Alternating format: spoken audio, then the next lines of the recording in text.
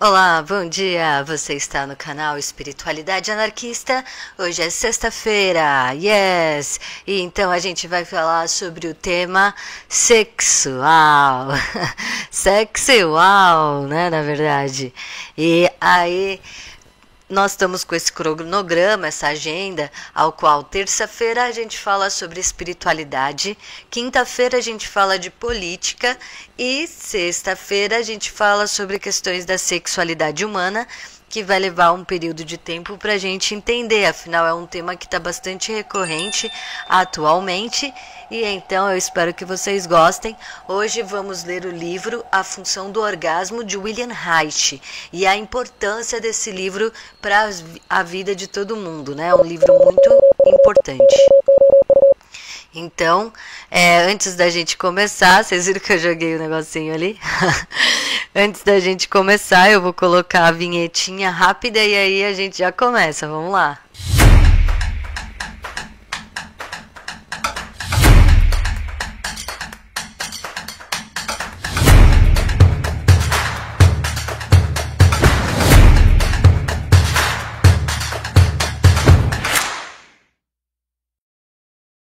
Então é isso aí. Nós estamos agora ao vivo, de manhãzinha, para fazer as coisas acontecerem. E aí, acordar já com boas informações, né? Felizes da vida, porque a vida é assim. Bom dia, Lu, que já estava aguardando. Você acredita que acabou a internet alguns minutos antes de eu começar a live? E eu pensei, caramba, eu vou ter que atrasar. Que bom que você estava no aguardo, fico feliz. É isso aí. Então hoje nós iremos falar sobre a função do orgasmo, a introdução. Vamos começar com a introdução e em breve a gente já vai terminar aí. Vou deixar aqui dessa vez a capa para as pessoas já saberem, né, que a gente está falando sobre este livro. Opa, errei. Ai, tá faltando só umzinho, peraí. Esse não. Esse não. Esse não. Vocês têm que acostumar, peraí. Não é esse. Ai, eu não coloquei de novo. Tudo bem, tudo bem. Eu achei que ontem à noite eu tinha feito. E esse é o que mesmo? Tô aqui. Então tá bom, vamos lá. A gente vai começar a ler o livro. Eu vou parar de ficar brincando com as coisas aqui. É que eu tinha que ter aqui do cantinho, sabe? Tem um que eu coloco que é pra saber o nome do livro. Mas toda hora eu esqueço de acrescentar alguma coisa aqui. Pronto, tá mais perdida. Mas é assim que é bom. Então tá bom, vou parar de enrolar. Vamos começar a leitura hoje do livro A Função do Orgasmo. A vida de vocês vai mudar depois desse livro, hein? É muito bom, é muito interessante. Nos ajuda a entender bastante o corpo humano e também as suas variáveis. Então vamos lá.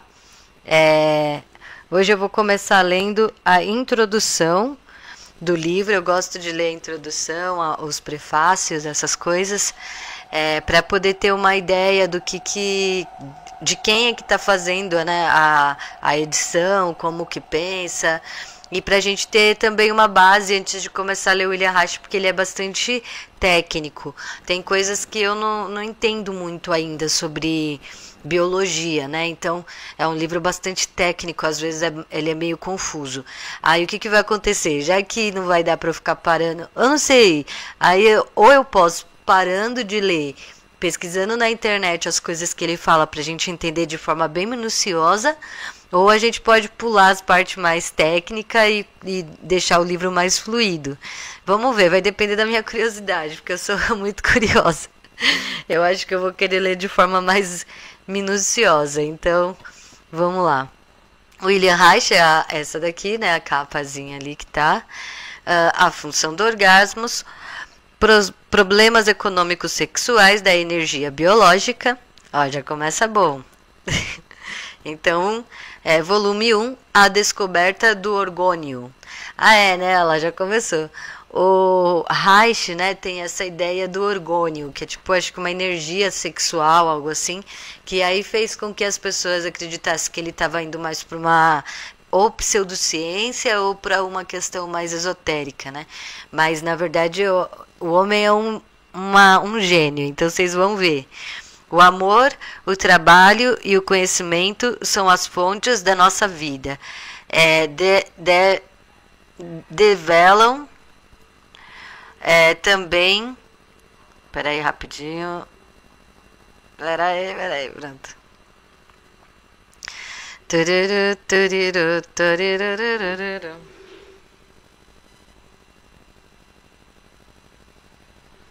Pronto. Então, o amor, o trabalho e o conhecimento são as fontes da nossa vida. Deveriam também governá-la. William Reich. Então é isso aí.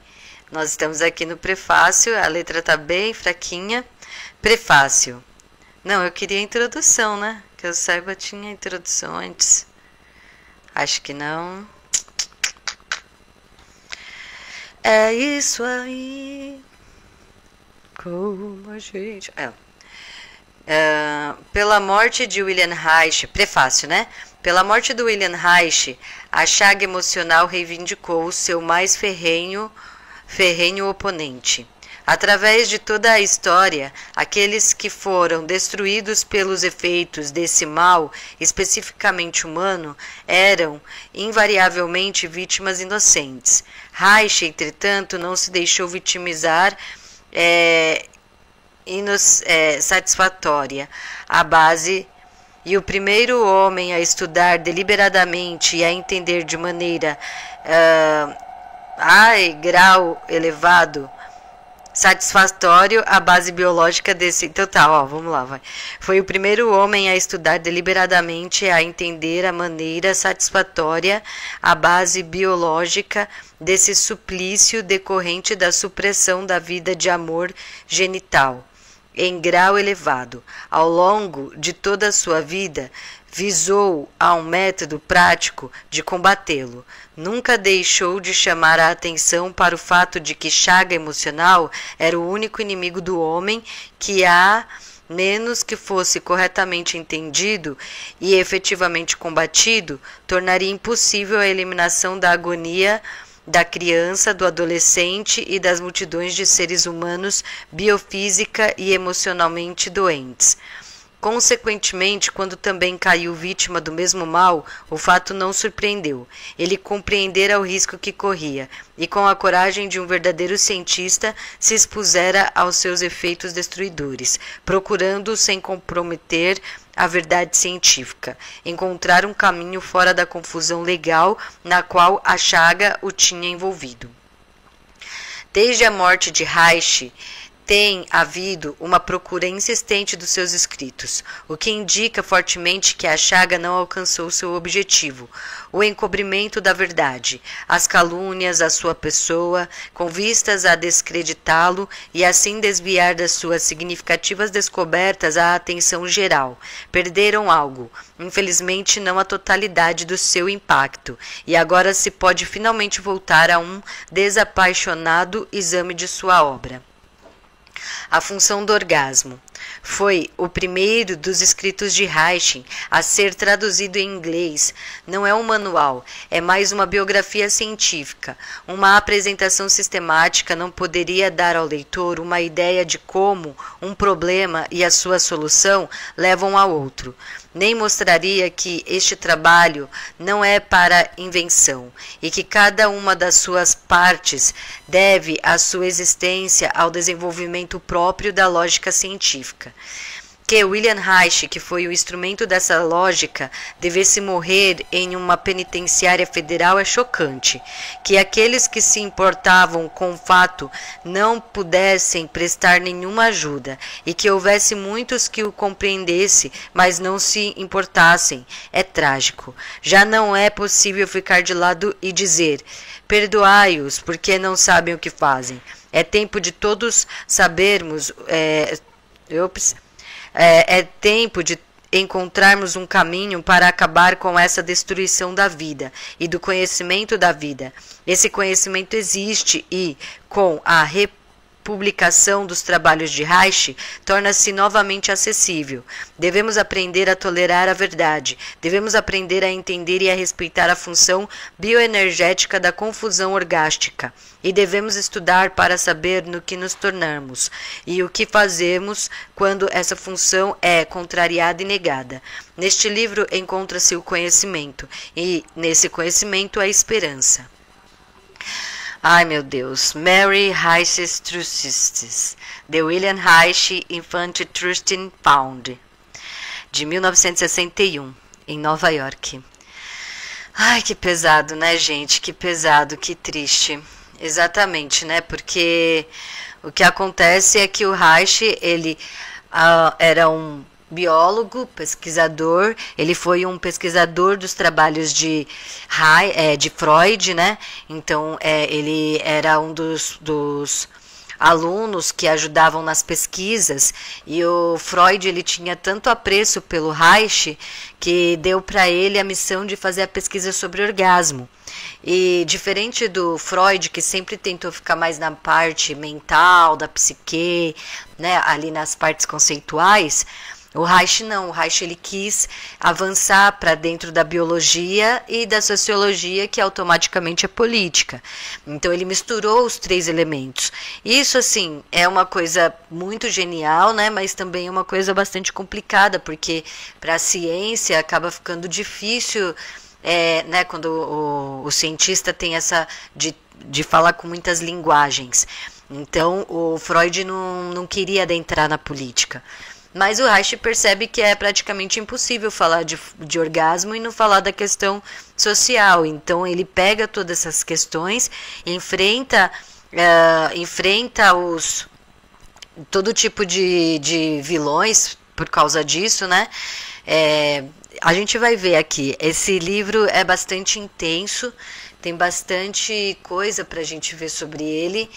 E, ai, nossa, vamos lá, porque, né, a gente fica meio mexida com as situações que vão aparecendo aqui.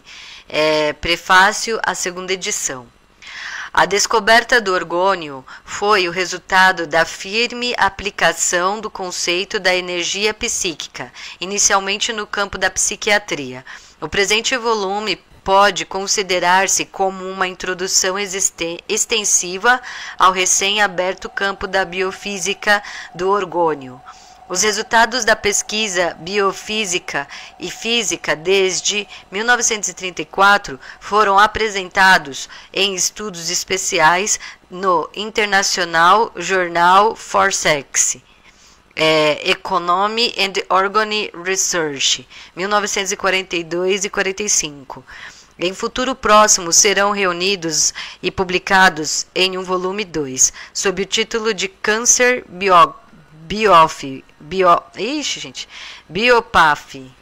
Acho que é isso, Biopathy.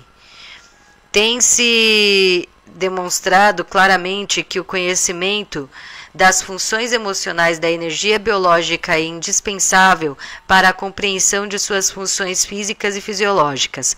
As emoções biológicas que governam os processos psíquicos são, em si, a expressão direta de uma energia rigorosamente física, o orgônio cósmico. A segunda edição deste livro surge inalterada. Nova York, fevereiro de 1947. Então, o Reich, para falar sobre essa questão da energia sexual, né, o Freud, ele desenvolve a dinâmica da energia do inconsciente. Então, ele acredita que existe uma energia psíquica no corpo, né, que é o id, E aí, então, através dos estímulos desse corpo, se produz imagens. Essas imagens que vão para o inconsciente, né?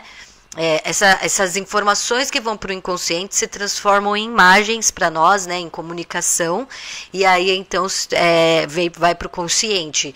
Aí ele fala sobre essa dinâmica de energias que existe, daí de forma abstrata eles vão chamar de energia, né, uma energia que vem por causa de impactos, de estresse, de história e tal. Aí o Freud não vai falar sobre os impactos físicos diretamente do corpo, como o Reich vai fazer.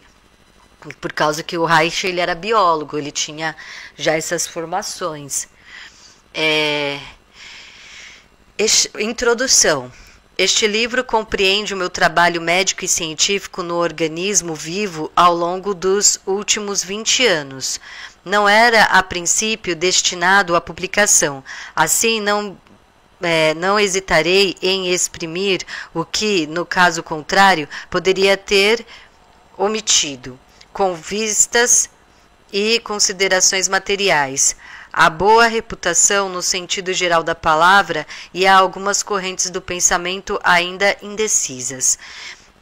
Então, o que o Reich faz? Ele pega essa energia psíquica que passa do corpo, o Reich vai para falar sobre essa energia psíquica mais expressada no corpo, aí ele chama de orgônio, né? Orgônio. E aí, se eu não me engano, a desculpa que o governo dá para prender o William Reich é porque ele desenvolve uma pseudociência, por assim dizer, né? Mas ele é tão inteligente que eu fico em dúvida se é pseudociência mesmo ou a gente que perdeu alguma coisa. Mas vamos falar que é pseudociência. Mas ele faz só uma caixa, e daí uma caixa de metal, e ele pede para a pessoa ficar sentada nessa caixa. Ele fala que mexe nos orgônios dela e depois ela vai embora curada. É mais ou menos assim que é a brisa, né, que ele tem no final da vida. É algo que não faz mal para ninguém, pode ser que também não faça bem, mas fazer mal não faz. E ele foi preso por causa disso. E a gente, nossa, é um absurdo, né? Uma desculpa que eles arranjaram. Para a maior parte das pessoas constitui um enigma. Eu acho que era isso, né? Eu teria que pesquisar de novo, faz tempo que eu pesquisei.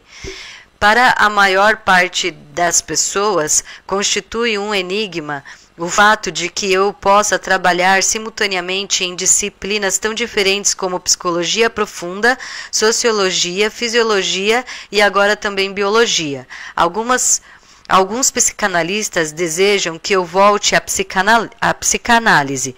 Os políticos empurram-me para a ciência natural e os biólogos para a psicologia. O tema sexualidade atravessa realmente todos os campos científicos de pesquisa. No fenômeno central, o orgasmo sexual, deparamos com questões derivadas do campo da psicologia, tanto quanto do campo da fisiologia, do campo da biologia, não menos que da sociologia. A ciência natural oferece apenas outro campo de pesquisa igualmente bem aparelhado para mostrar a unidade fundamental de tudo quanto vive e para proteger contra a limitação e a especialização fragmentadora. A economia sexual tornou-se uma disciplina independente com os seus próprios métodos de pesquisa e a sua própria substância de conhecimento. É uma teoria da sexualidade científica natural empiricamente estabelecido. É essencial descrever-lhe o desenvolvimento. Fazendo-o, sinto-me bastante feliz em aproveitar a oportunidade para dirimir dúvidas sobre o que posso reivindicar como minha própria contribuição, o modo como o meu trabalho se relaciona com outros campos de pesquisa e sobre o que se esconde por detrás dos vazios números a respeito da minha atividade. A economia sexual germinou no seio da psicanálise de Freud, este de 1919 e 1923.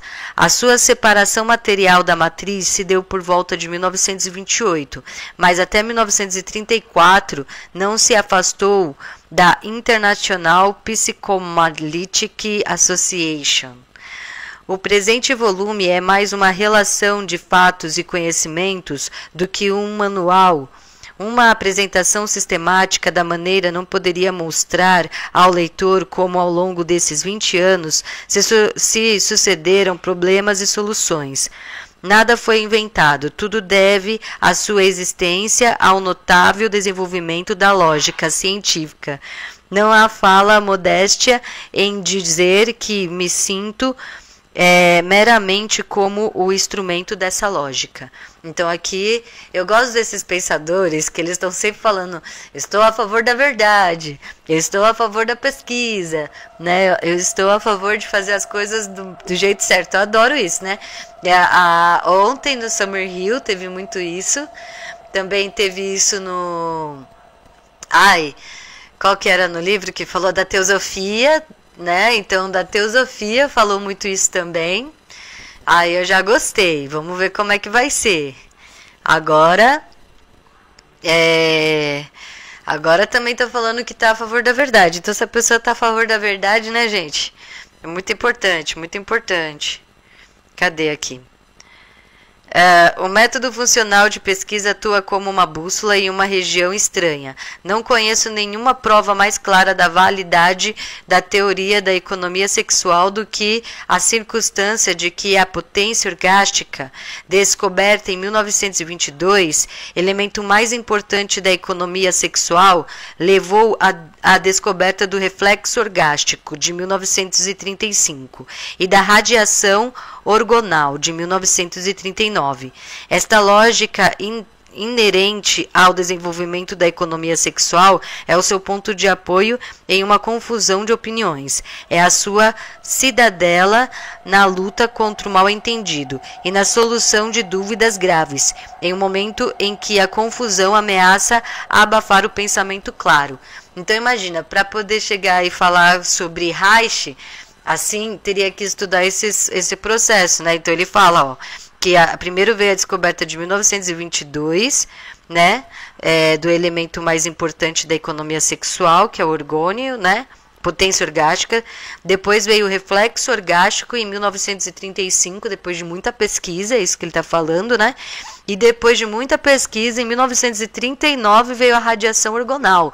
Então, o que acontece? Eu sei, assim, a base, né? Então, talvez tenha até mais coisas já avançadas sobre esse tema que a gente tá ficando sem saber porque eles não querem que a gente saiba, né? Ou talvez não achou que era tão importante assim. Afinal, a depravação e a maldade, né? Contra as mulheres é mais importante. Há certas vantagens em escrever biografia científica nos anos da juventude. Algumas das ilusões que ainda se tem nesse período, principalmente a de que a opinião pública está preparada para aceitar critérios evolucionários, tornam o indivíduo hábito a aferrar-se aos fatos básicos, a resistir às múltiplas tentações de fazer acordos e a não recuar diante da conclusão decisiva com vistas à complacência intelectual, à paz de espírito ou à aprovação do mundo. A tentação de negar a origem sexual de tantas enfermidades é muito maior no caso da economia sexual do que o era na psicanálise. Então, a gente fala a função do orgasmo. O orgasmo não é só sexual, né? Aqui o Reich ele vai fazer a distinção, né, mostrando o que é orgasmo, mas, enfim, é só para deixar claro isso de que orgasmo, o Reich, né, ele mostra o que é orgasmo. Então, o orgasmo ele tem vários níveis, ele tem várias funções, e aí muito relacionado, claro, ao prazer. Então, é por isso que muitos dos males é associado pela questão da energia orgástica. Males como não conseguir andar, ou não conseguir enxergar, ou ter vários tipos de manias, fetiches e coisas assim. E aí o Reich vai propor, então, curas para essas questões, né? E aí começa a ter o conflito com os sadomasoquistas e a cultura que se transforma na BDSM. Logo, a maior parte das pessoas que curtem BDSM não gostam do William Reich, né? Criticam e dizem que ele é conservador. E aí quem gosta do William Reich vai se opor e vai estar com um pensamento mais tântrico. Então, é mais ou menos isso. Foi só com grande esforço que consegui estabelecer o termo economia sexual. Este conceito pretende abarcar um novo campo científico e a investigação... Peraí, gente, 2 segundos. Acho que assim vai ser melhor. Então, peraí, só mais uma olhadinha aqui, certo? De acordo com a visão corrente da vida, sexualidade é um termo ofensivo. É muito tentador negar completamente a sua importância para a vida humana. Será necessário, sem dúvida, o trabalho de muitas gerações antes que a sexualidade seja levada a sério pela ciência oficial e pelos leigos. Não o será, provavelmente, antes que as questões sociais de vida e de morte atirem sobre nós a absoluta necessidade de compreender e de dominar o processo sexual, livre de repreensões sociais. Uma dessas questões é o câncer, outra é a chegada psíquica que dá origem às ditaduras. Então, imagina a revolução sexual, né? O Reich acaba desenvolvendo um movimento que se chama Revolução Sexual, e até as pessoas saem na rua para discutir para reivindicar direitos de proteção sexual às pessoas e coisas do gênero, né? A liberdade para quebrar os tabus da época, das religiões, vira um movimento. A economia sexual é uma disciplina, e claro, né? E depois se divide. Aí, porque, desculpa estar trabalhando assim, mas é porque, o que acontece, né? O Reich está falando sobre proteção à mulher, está falando sobre uma nova forma de fazer terapias da psicanálise para poder entender o movimento físico da pessoa.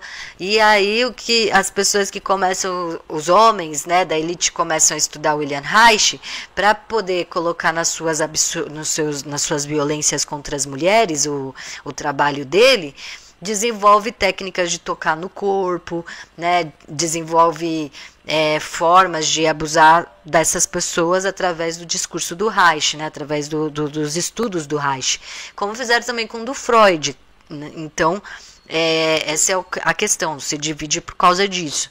Então, na década de 70, 80 e 90, a gente já começa a ver as deturpações dos discursos dos movimentos sociais, né, pelos movimentos masculistas dos homens que querem fazer abuso, mas querem falar que continuam na luta, que são anticonservadores. Claro que são anticonservadores, né? Porque daí os conservadores, a maior parte das mulheres conservadoras não vão aceitar violência sexual contra crianças e coisas do gênero, né? Mesmo sendo conservadora. E aí, pessoas que são de esquerda, mulheres de esquerda feministas, também não. É algo que é um ponto de encontro entre todas as vertentes políticas, né? Enfim. Todas as vertentes políticas não, as vertentes políticas feministas ou de emancipação para a mulher, porque os homens, tanto da esquerda quanto da direita, sempre foram abusivos com mulheres. A economia sexual é uma disciplina pertencente à ciência natural. Não se envergonha do tema sexualidade e rejeita como seu representante todo aquele que não tenha superado ou arraigado o medo social da difamação sexual. O termo vegetoterapia, empregado para descrever a técnica terapêutica da economia sexual, é de fato uma concessão aos escrúpulos do mundo em assuntos sexuais. Orgasmoterapia seria uma expressão bem melhor e com certeza mais correta para essa técnica médica, e precisamente o que a vegetoterapia basicamente. Foi preciso levar em consideração, porém, que esse termo teria acarretado uma tensão muito grande para os jovens economistas sexuais na sua prática. Bem, isso é inevitável. Mencione a essência dos seus desejos e sentimentos religiosos, e o povo rirá zombateiramente ou sorrirá com nojo. Então eles iriam colocar o nome de orgasmoterapia. Mas obviamente também, né, a violência contra a mulher, porque eles iriam usar isso, imagina, um nome desse. Deve ter, né? Já deve ter, né? Então a questão ia estar... o Reich, ele fala e deixa claro que não é para tocar no corpo da mulher. E aqui me falou de uma coisa importante para falar, né? Então a gente tem a psicologia. O Freud... através dos estudos que já estava sendo feito pela hipnose, pelos hipnólogos, de colocar a hipnose como talvez um tratamento para doenças, né? O Freud então desenvolve a sua própria técnica, que é a psicanálise, que é a oratória, de conversar com o paciente e através de perguntas e formulações conseguir trabalhar com a mente dele, né, com a dinâmica que ele desenvolveu durante a vida e na sua forma de ver o mundo. Então, o psicólogo ajuda o paciente a entender a sua própria movimentação, né, a sua própria forma de conversar consigo mesmo, de autoconhecer, de auto-se analisar. E aí ele desenvolve a técnica da psicanálise, que é a oratória. Então vem também os psicólogos comportamentais, que daí também querem desenvolver técnicas de cura psíquica. Só que o Freud já desenvolveu a psicanálise e ela por si só já é suficiente, né? Não deveria, não é que não deveria, é normal, né, a consciência humana, mas não precisaria ter outras técnicas, só a técnica da psicanálise já basta. Mas daí desenvolvem várias outras técnicas, tanto do campo do comportamental, que fica absurdo, porque daí já é um direcionamento de condicionamentos, né? Que é a base do comportamental de Skinner e tudo mais, é mais para esse caminho. E também quem começa a estudar o William Reich começa a querer também a fazer novas técnicas, mas o Reich meio que deixa claro que não pode tocar no corpo do paciente. Então, na verdade, ele também está desenvolvendo técnicas dentro da psicanálise, na minha opinião. Então, não é novas técnicas, é novos jeitos de aplicar a técnica da psicanálise. Então, às vezes o pessoal faz tipo terapia... a psicanálise ela é individual porque ela está tentando entender. As terapias em grupo são muito importantes, terapias homeopáticas eu também acho super importante. A questão de estudar faz parte da terapia, então você saber um conceito novo, você aprender um filósofo novo, tudo isso é terapêutico, né? Mas aquilo que traz realmente a luz para a pessoa é organizar, ela entender a dinâmica da própria mente dela. Quais são as perguntas que mais envolvem a mente dela? Quais são os temas que ela mais se apega? Qual que é a visão que ela tem sobre os traumas da infância dela? Aí eu não tenho todo o conhecimento, porque eu não sou psicóloga, mas eu sei que tem umas técnicas, tem uns jeitos e tal, né, que é básico da psicanálise. Mas aí quando a gente vê as terapias comportamentais e outras que vão vindo, já condizendo, falando assim, eu substituo a psicanálise, né? Eu substituo, aí já vem o problema, porque não substitui e ainda por cima pode ser até prejudicial para as pessoas, como a questão, um exemplo aí é a técnica da família, constelação familiar, né? Então a constelação familiar é uma técnica que geralmente fala de fazer uma terapia em grupo, aonde quem vai praticar, né, a técnica vai fazer aquela técnica baseada em conceitos da terapia da psicologia comportamental. Então, a psicologia comportamental, ela tem seus estudos e a sua validade, mas na hora de fazer técnicas sobre esses estudos é que vem a problemática, né? Então, a psicanálise em si já resolveria, né? Porque a pessoa vai entendendo, né?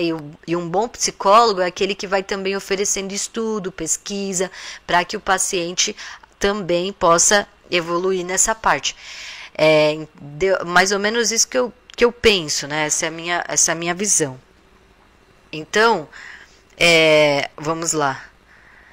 A saúde psíquica depende da potência orgástica, do ponto até o qual o indivíduo pode entregar-se e pode experimentar o clímax de excitação no ato sexual natural. A saúde psíquica depende da potência orgástica, do ponto até o qual o indivíduo pode entregar-se e pode experimentar o clímax da excitação no ato sexual natural. Baseia-se na atitude de cunho não neurótico da capacidade do indivíduo para o amor. As enfermidades psíquicas são o resultado de uma perturbação da capacidade natural de amar. No caso da importância orgástica, de que sofre a esmagadora maioria, ocorre um bloqueio da energia biológica, e esse bloqueio se torna a fonte de ação irracionais. A condição essencial para curar perturbações psíquicas é o restabelecimento da capacidade natural de amar. Depende tanto de condições sociais quanto de condições psíquicas. As enfermidades psíquicas são a consequência do caso sexual. As enfermidades psíquicas são consequência do caos sexual da sociedade. Durante milhares de anos, esse caos tem tido a função de sujeitar psiquicamente o homem às condições dominantes de existência e de interiorização à dinâmica extrema da vida. Tem ajudado a efetuar a ancoragem psíquica de uma civilização mecanizada e autoritária, tornando o homem incapaz de agir independentemente. Então aqui ele assume que se você não tiver um conhecimento do seu corpo, se você não tiver um conhecimento da sua energia sexual, de como você experiencia o prazer na sua vida, então aí você pode desenvolver doenças psíquicas, psicossomáticas e tudo mais, né? As energias vitais regulam-se a si mesmas naturalmente, sem qualquer obrigação compulsiva ou moralidade compulsiva. Ambas sinais certos da existência de impulsos antissociais. As ações antissociais são a expressão de impulsos secundários. Esses impulsos são produzidos pela supressão da vida natural e estão em contradição com a sexualidade natural. Os indivíduos criados com uma atitude negativa diante da vida e do sexo contraem uma ânsia de prazer, fisiologicamente apoiadas em espasmos musculares crônicos. Essa ânsia neurótica de prazer é a base na qual certas concepções de vida, negadoras de vida e produtoras de ditadores, são reproduzidos pelos próprios povos. É a própria essência do medo de um modo de vida independente, orientado para a liberdade. Esse medo se torna a mais significativa fonte de força para qualquer forma de reação política e para a sujeição da maior dos homens e mulheres que trabalham a indivíduos ou grupos. E um medo biológico e constitui o problema central do campo psicossomático de investigação. Tem sido até hoje o maior empecilho para a investigação das funções vitais involuntárias que um neurótico pode experimentar apenas de um modo misterioso e assustador. Então aqui começa uma questão, né, que ele está querendo dizer. Quando o Reich fala que existe os fetiches são bases de um processo neurótico, muitos grupos sadomasoquistas ficam bravos com Reich e diz que não, que isso daí é uma forma preconceituosa de falar sobre pessoas que gostam de feitiços, né? Mas o Reich fala que isso tem que ser curado, a pessoa, para ela conseguir ser feliz de fato, ela tem que se curar dessas neuroses, né? Das carcaças. Mas o pessoal do BDSM agora, né, fala que isso daí é o puritanismo do Reich e que fez muitas pessoas sofrerem. Eu acho que isso é uma besteira, sinceramente. Por quê? Porque eles não vão aceitar, né, o que ele está querendo dizer assim. Por exemplo, na prática, o P. Diddy, né? Ele era uma pessoa saudável sexualmente, porque ele era livre, afinal ele ficava com quem ele quisesse na hora que ele quisesse, como ele quisesse.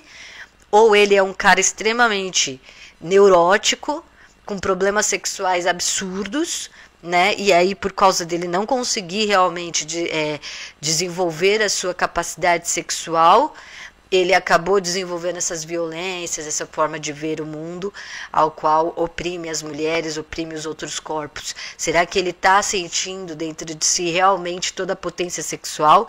E se ele estiver sentindo, é assim que os homens reagem às potências sexuais dentro de si quando eles são livres, né? Através da agressividade, da violência.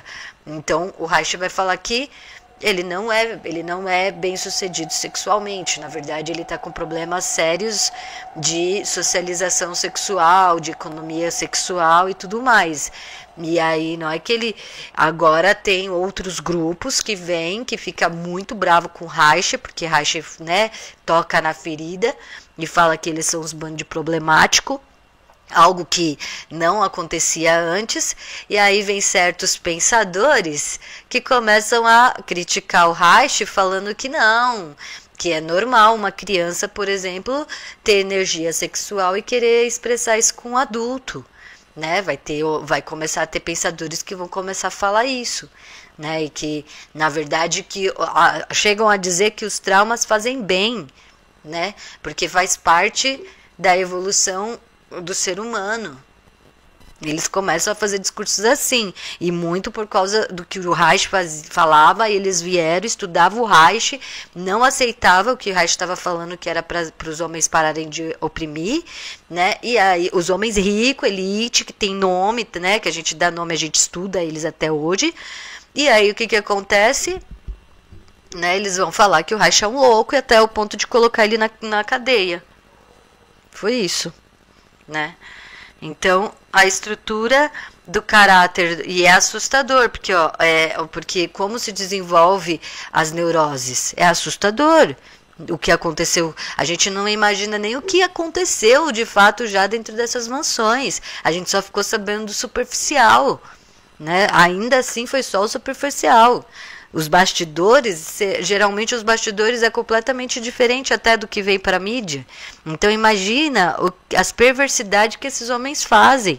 Né? Aleister Crowley deu base até mesmo para os pensamentos de Freud, né? Porque ele foi um dos primeiros a falar sobre a questão do prazer. Aí é claro que ele misturava o prazer sexual com coisas como liberdade e conceitos satanistas que estavam sendo desenvolvidos na época, né? Então, muitos dos pensadores falam que o homem é mais forte do que a mulher, então na natureza vence o mais forte.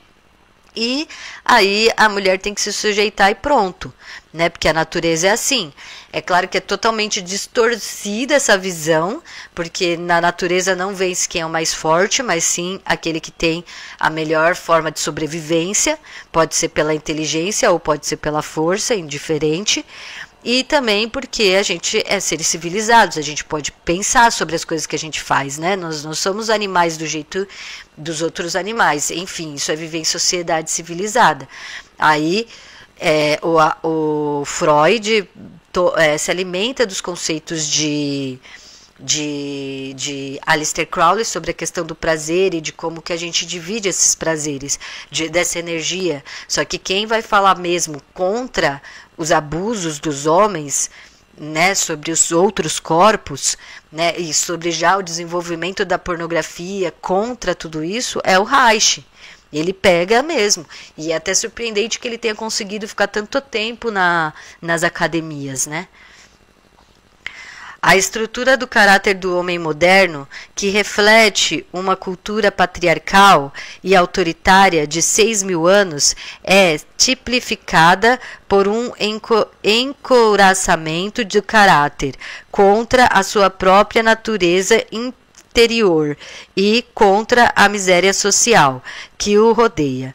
Essa couraça do caráter é a base do isolamento, da indigência do desejo, de autoridade, do medo, a responsabilidade, do anseio místico, da miséria sexual e da revolta neuroticamente impotente, assim como de uma condescendência patológica. O homem alienou-se a si mesmo da vida e cresceu hostil a ela.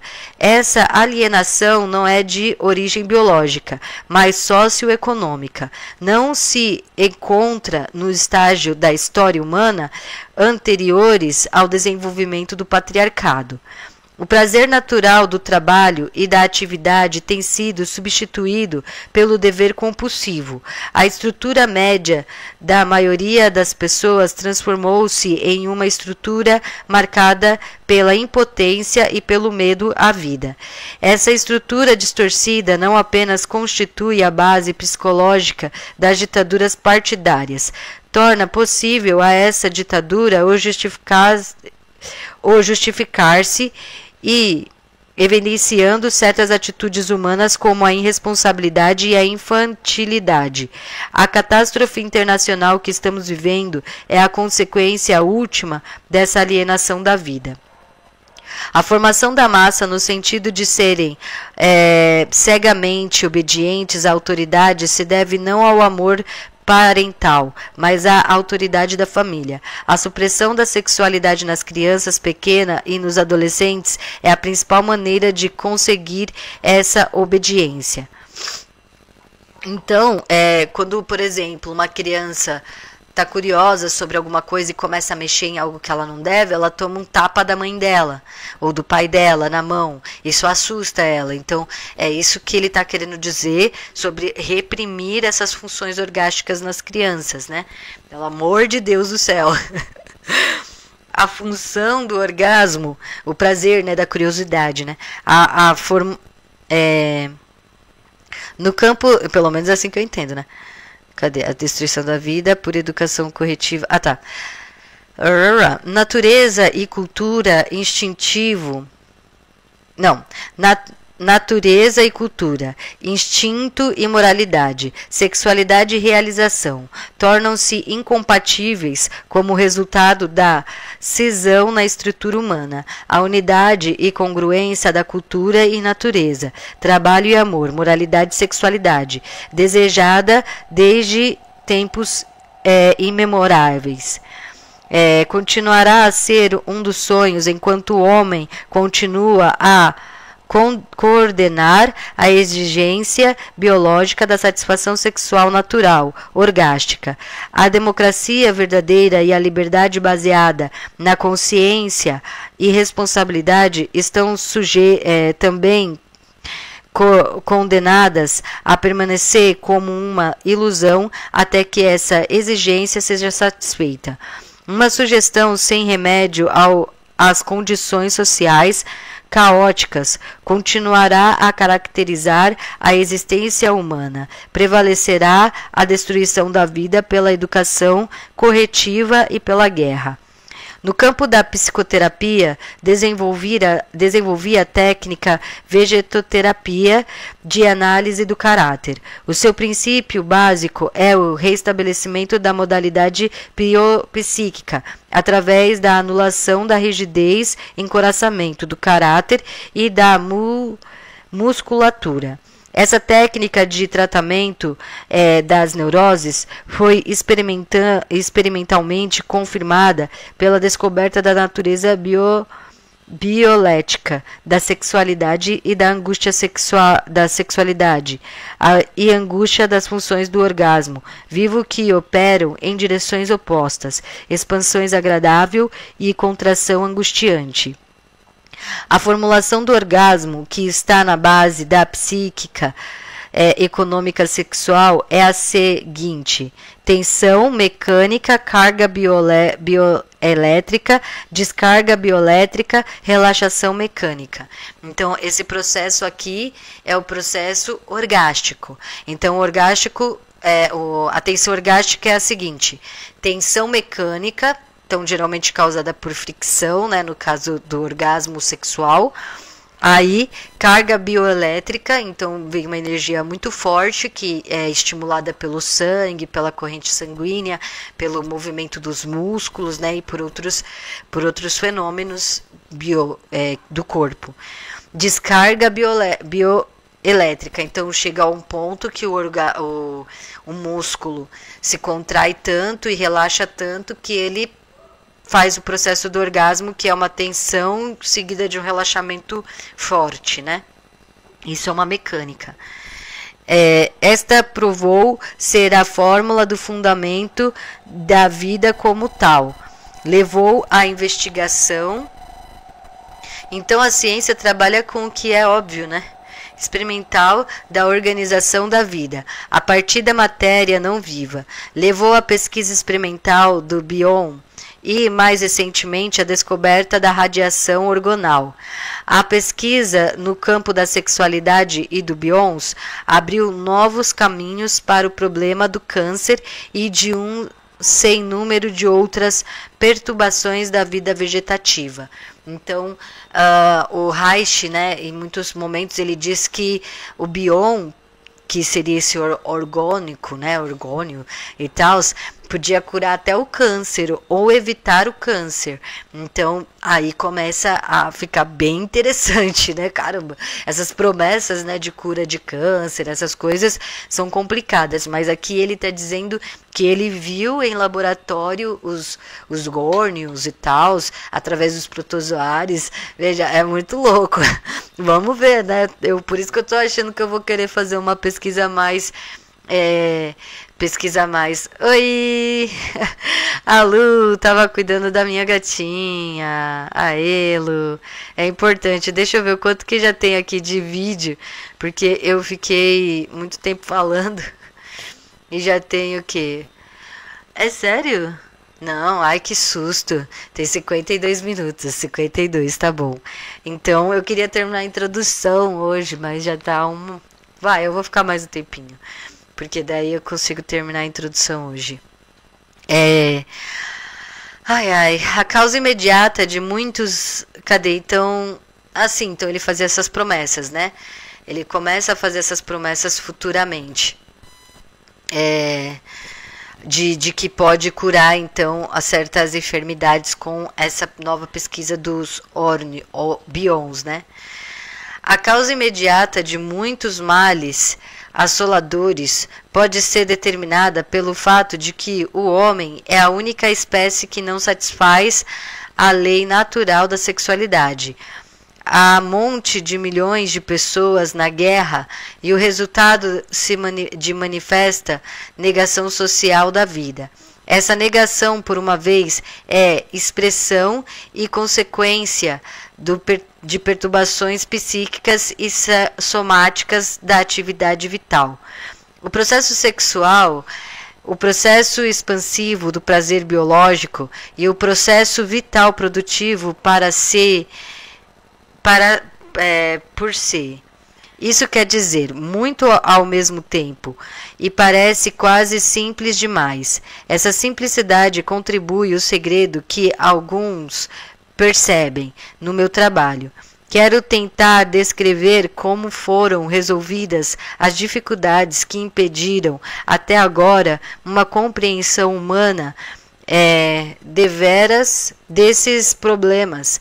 Tenho grande esperança do persuadir o leitor da ausência de qualquer mágica. Ao contrário, a minha teoria é apenas um conhecimento humano geral, embora não admitido, do funcionamento da vida. Deve atribuir-se à universal alienação da vida que os fatos e as suas relações, por mim descobertos, tenham sido negligenciados ou persistentemente ocultados. A história da economia sexual estaria incompleta sem a menção do papel desempenhado nela pelos seus amigos e colaboradores. A importância dos amigos. Eles entenderão, comi dentro da... Eita, comia, tá escrito aqui, ó. Eles entenderão, comi dentro da finalidade deste volume.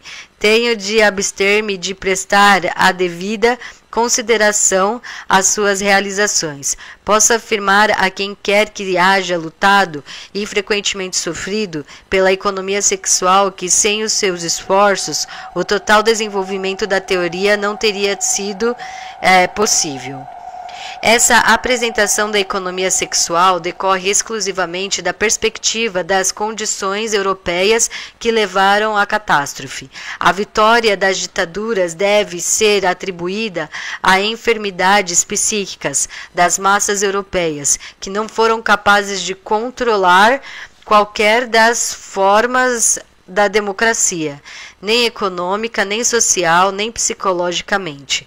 Não estou nos Estados Unidos o tempo suficiente para julgar até que ponto a minha exposição se aplica ou não às condições americanas. As condições que tenho em mente não são apenas relações humanas externas e circunstâncias sociais. O que tenho em mente é a estrutura psíquica profunda do povo americano e da sua sociedade. É preciso tempo para conseguir uma compreensão dessa estrutura. Então é isso, né? É bem difícil a gente... Estamos aí. Aqui não tem muito o que comentar, é difícil. Posso prever que a edição em língua inglesa deste livro será contestada em várias áreas. Os muitos anos de experiência que tive na Europa me permitem avaliar, a partir de certos indícios, a importância de um ataque, de uma crítica ou de uma expressão de louvor, como não há razão para presumir que as reações de certos círculos neste país serão fundamentalmente diferentes das de certos círculos europeus. Gostaria de responder de antemão às possíveis objeções. A economia sexual nada tem a ver com qualquer das organizações políticas ou ideológicas existentes. Os conceitos políticos que separam as várias camadas e classes sociais não se aplicam à economia sexual. A dissociação social da sexualidade natural e a sua supressão nas crianças e nos adolescentes são condições humanas universais, transcendendo todos as fronteiras de Estado ou grupo. A economia sexual tem sido perseguida pelos representantes de partidos políticos de todas as crenças até hoje. As minhas publicações têm sido proibidas pelos comunistas e pelas fascistas.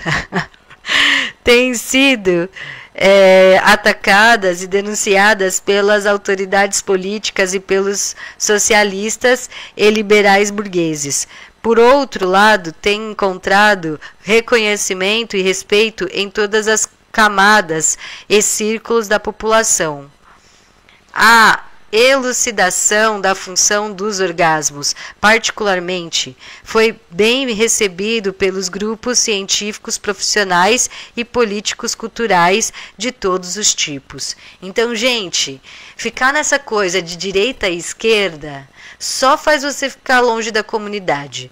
Só faz. Você ficar nesse negócio, eu sou de esquerda, então eu sou mais pro povo. Não é. Se você está defendendo político, você está longe da comunidade. Mas eu sou a favor da direita, é a mesma coisa. Né? Então, não fiquem nesses discursos de direita e esquerda. Um discurso que eu tenho muita agonia é: e se você falar isso, a direita vai usar como munição. Você fica baseando a sua vida no que a direita vai ou não pensar, no que a direita vai ou não fazer com a informação verdadeira que você está falando. Não, gente, a gente vive a vida para falar das pesquisas científicas, políticas ou não, e a verdade dentro disso, ponto. Né? O Estado é opressor, o Estado existe, mas não era para ele existir, todo mundo sabe disso. Né? Não, mas um Estado forte de proletariado é a mesma coisa que eu estou querendo dizer. O Estado vai ser forte para os burgueses, foi para isso que surgiu o Estado. Né? Então, um Estado com os proletariados no poder seria maravilhoso, mas eles vão virar elite. Entrou no Estado, você vai ganhar um salário de 34 mil reais se você conseguir ser deputado, vereador, sei lá mais o que. Os salários são altos, você deixa de ser população. Não tem mais como, e você vai ter que aprender a negociar com eles. Então, se ficar na esquerda e na direita, você perde o povo, né? Então, vai ficar defendendo. Vai ficar defendendo eles pra quê? Aí a pessoa tá falando, lutando por escala 6x1, né? E tá ganhando 45 mil reais de salário, enquanto ela luta por carga de 6x1 pro povo. Aí é bem cômodo, né? É bem interessante isso aí. Então, quer dizer, já perdeu a noção de classe. Por quê? Porque esse dinheiro é nosso, esse dinheiro não era o nosso plenário hoje é o mais caro do mundo, né? A gente gasta mais pagando salário de político do que com saúde, tem coisas assim acontecendo. Então, são coisas que a gente deveria estar questionando agora. Então aí aparece um político bom aqui, outro ali, que tenta não usar o auxílio terno, outro tenta, né, porque fica com dor na consciência, só recebe o salário, porque para estar lá precisa ter, é por causa da questão do status.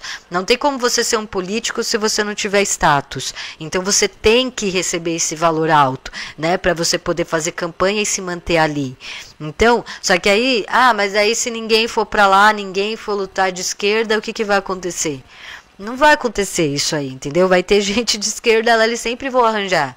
Sempre vão arranjar mais um, menos um, mais um, fazendo a seleção. A gente tem que começar a pensar além de esquerda e direita, né? A pensar na comunidade, em discursos que favorecem. Então alguém chega para mim e fala, mas falar mal do Che Guevara é dar munição para a direita. Mas o Che Guevara foi ruim, isso não muda. Entendeu? Não vai mudar o fato que ele foi ruim, que a gente tem que falar. Então pronto, a gente defende que a gente sabe hoje em dia que foram boas pessoas, né? Aí a gente vai defender aqueles que foram bons durante sua vida, para não cair mais nesses erros aí e ter que ficar defendendo gente ruim. Vou ficar defendendo Che Guevara? Eu não, tá doido? Oxi. Foi bem sucedido pelos grupos científicos. Supressão sexual, rigidez biológica, moralismo e asceticismo não estão confinados a certas classes ou camadas da população.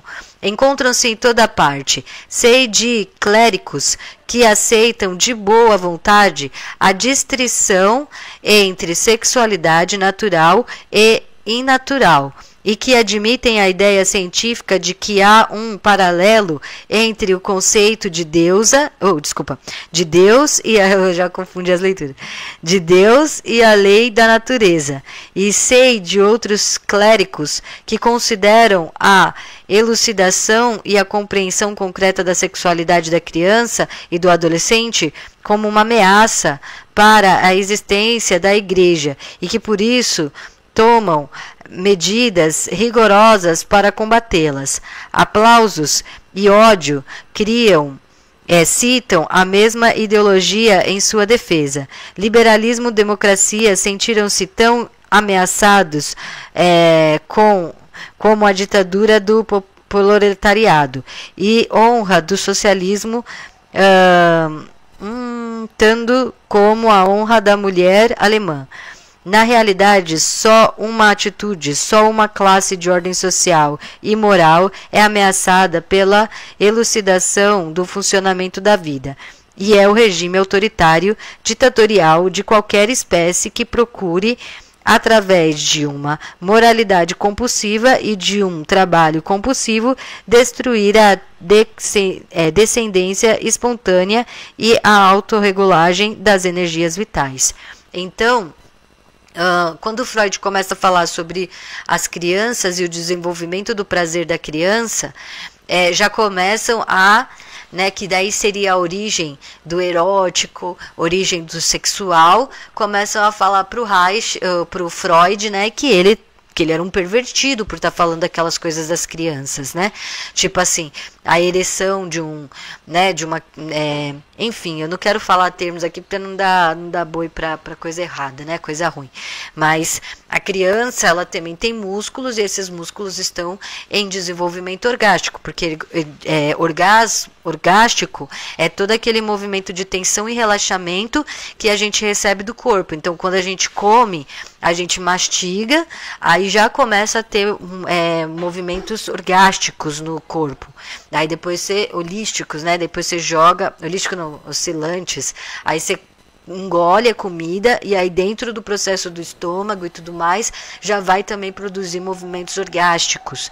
Então ele começa a falar sobre essas energias que a criança desenvolve, né? Então ele vai falar de quando a criança coloca alguma coisa na boca e aí ela sente prazer, né, a oral, aí a primeira vez que ela faz, ela defeca, então ela vai sentir o prazer anal, né, que ela vai já começar a reconhecer os músculos do corpo dela.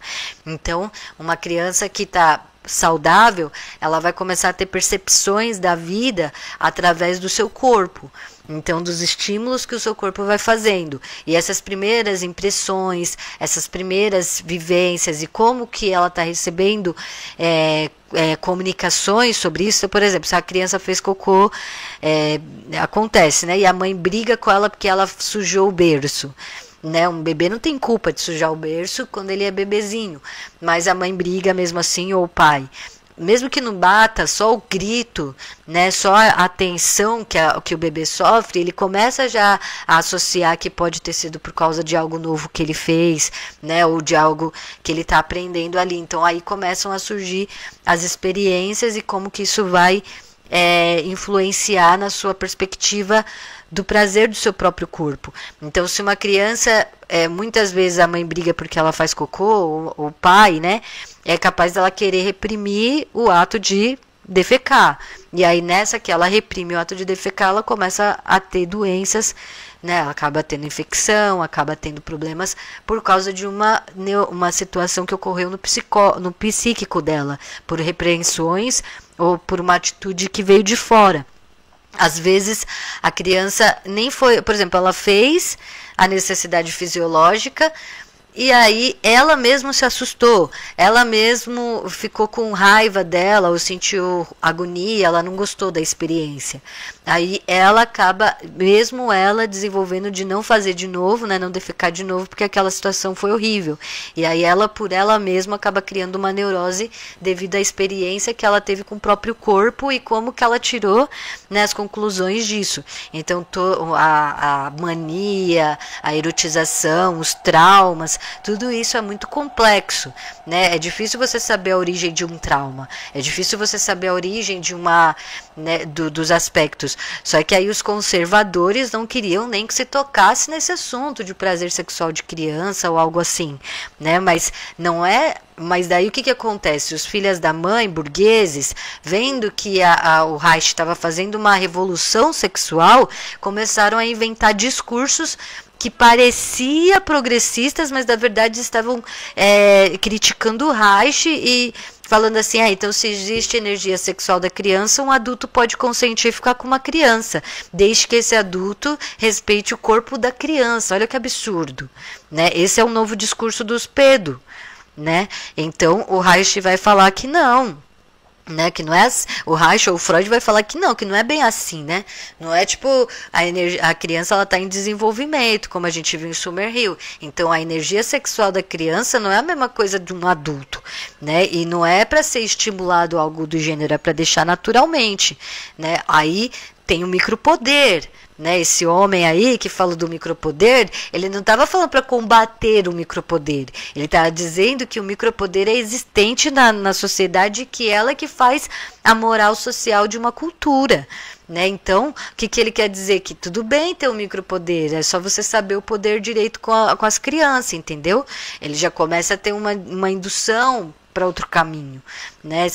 Aí a gente hoje tem que aprender a pegar as coisas no pulo do gato. A gente já aprendeu coisas sobre mensagem subliminar. A gente já sabe dessas coisas, então a gente tem que aprender a utilizar para ver se esses pesquisadores, homens aí, estão falando o quê? Porque tem isso, entendeu? Tem essa virou, se bifurcou mesmo. Aqueles que acreditam que no movimento da pedo, e às vezes até por inocência, e aqueles que acreditam no Reich e no movimento da liberdade da mulher, né? Questão econômica, questão política, questão física, respeito aos processos, o tempo, a idade. Então, ai. Entretanto, ponhamos agora os pontos nos is. Não é só nos Estados Unidos totalitários que se encontra a ditadura totalitária.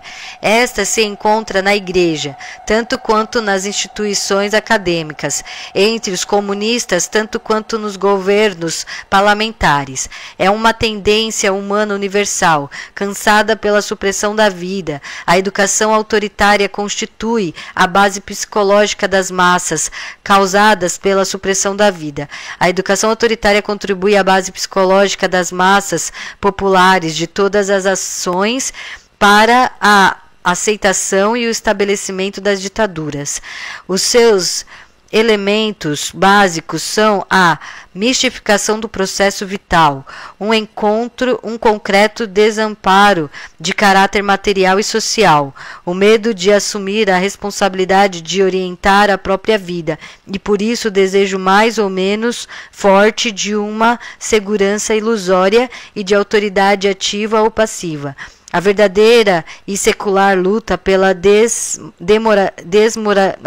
democratização da vida social baseia-se na autodeterminação, na sociabilidade e moralidade naturais, ao trabalho agradável e na alegria terrena do amor.